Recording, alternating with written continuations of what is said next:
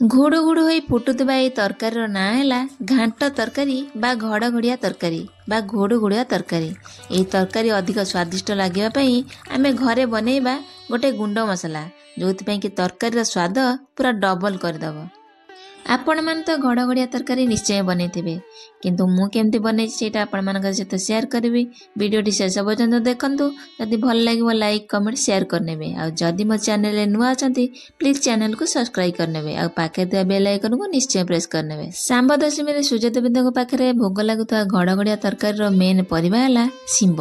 ता सहित किछि नैछि कखारु, ता सहित किछि नैछि मूला, आ ता सहित काटिक रखिछि छोट छोट करी किछि बीन, ता सहित किछि नैछि टमाटो।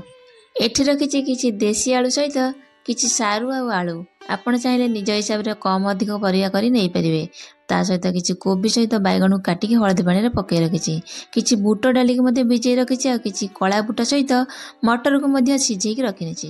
एपरे बसैछि गोटे कड़ाई गरम होला देबा रिफाइन तेल। आपण चाहिले घी मध्ये यूज कर परिबे। तापर प्रथमे लाळ परिबा गुडा सब आलू सहित दे के भाजी नबा। से टिके बढ़िया से भाजी गला परे आगर काटिक रखिया कोबी के देई मध्ये भाजी नबा। आपण चाहिले सब परिबा को अलगा अलगा मध्ये भाजी परिबे। मु एठी सब परिबा को एखाडी नै भाजी देछि। आपण चाहिले के कोनोसी परिबा को स्किप करिया को चाहते स्किप कर परिबे। किछि अधिक परिबा ऐड करिया को चाहते मध्ये ऐड कर परिबे। एपटे पानी गरम होला परे हम सब प्रकार टाण परिबा जेंति भाजी रखितो देसी आलू सह आलू सारू कखारू मूला बीन के दे दवा। से गोटे फुटण आसा पर्यंत छाडी नबा। परे हमें बैगण आ भाजी रखितो कोबी आ बीन के ऐड करबा।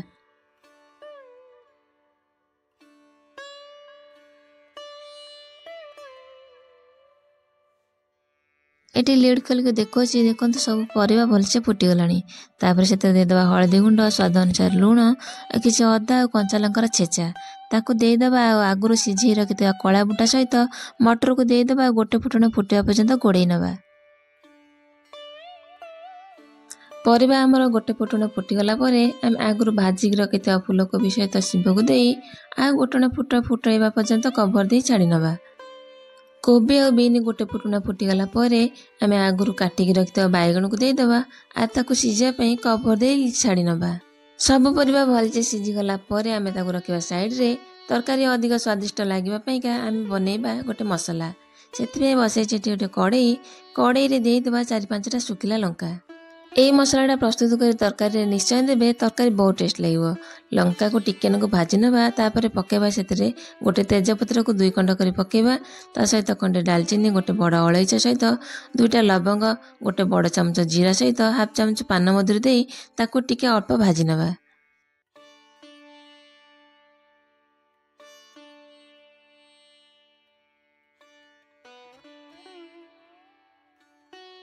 मसला हमर एटी बढ़िया से भाजी गलानी। तम साइड करबा। तापर छुंक दबा। तरकारी मेन पार्ट है छुंक जोथि पई घड़ ही फुटुवा अवस्था रे ही तरकारी ना ही गुड़गुड़िया दिया है। से कड़े रिफाइन तेल, 5 फुटण सुखिला लंका, अल्प टिके हेंगु टिके कलर पई काश्मीर लंका गुंड दे दबा। आ ताको टिके भाजी नेला परे 2टा बड़ साइज रा टमाटो काटिक एथि दे दबा। टमाटो टिके भाजी गला परे टमाटो टिके मेल्ट हवा पे अल्प टे पानी दे दबा। तापर हाफ चमच खंड दे दबा धनिया गुंड, ताको टिके खरड़ नबा। तापर हाथ रे टिके क्रश कर दे दबा कस्तूरी मेथी, जा फळे तरकारी टेस्ट बहुत बढ़िया लागबो।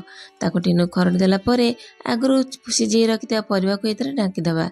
काहे कि ना हम जेहेतु बड़ पात्रटा नै नथिली सेतमे कड़े रे दे देली। तापर ता गोटे फुटण फुटिया पर्यंत छाडी नबा। परिबा हमर भलसे फुटी गला परे आमे एतरे किछि कटा धनिया पत्र दे दबा। आ गुंड कर रखितबा मसला गुंड को दे दबा, गोळे नबा। आ ताको गोटे समय पर्यंत फुटै नबा। से सब भलसे फुटी गला परे आमे ताको अलगा गोटे पात्र को ढाली नबा। आ सेतरे दे दबा किछि नडिया कोरा। एठी हमर फुटी रेडी हे गला घुड़गुड़िया तरकारी। आपण मन थरे ए प्रोसेस रे बनै के खांतो। केमति लागला आज रो रेसिपी कमेंट सेक्शन में शेयर जणेबे। पुणी आसीबी गोटे विलेज स्टाइल रेसिपी सहित। रहिली नमस्कार, जय।